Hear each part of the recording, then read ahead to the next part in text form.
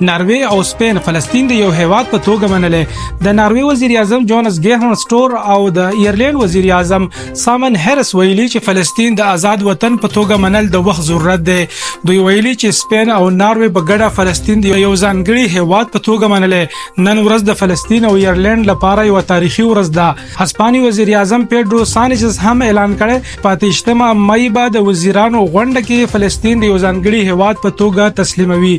سرګند دی چې 13 ونې سو یورپی ملکونو د فلسطین د تسلیمولو په اړه اشاره کړې و او ویلي وو په مشرق وسطا کې د پایدار امن لپاره د ریاستي حل پکار دی. د ایران صدر ابراهیم رئیسی او خارجه وزیر سره د نور وفات شوو تنانو جنازه په تهران کې د سپریم لیډر آیت الله خامنه‌ای په امامت کې ادا کړې شو. جنازه کې په زرګونو خلکو ګډون وکړو. ویل کېږي سبب د زیارت په ورځ خو سپارل شي. د پاکستان وزیر اعظم شهباز شریف هم ایران ته روان شوی دی او د ایران صدر خارجه وزیر او د نور وفات شوو تنانو تعزیت وکړي. شهباز شریف په ایران کې د سپریم لیډر آیت الله خامنه‌ای کوقای مقام صدر محمد مخبر سره هم لیدل کاته کوي.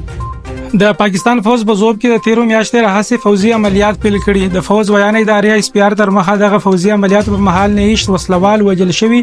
اداره وایي چې افغانستان نه پاکستان کې د ترخګری بریدونه سوا شوی چې له عمله دغه فوزي عملیات پیل کړي دي.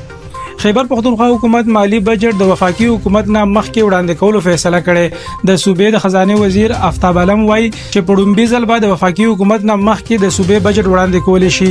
وایي په 13 مئی سحر 11 بجې بعد د کابینه او په 3 بجې بعد د اسمبلی غونډه کول شي.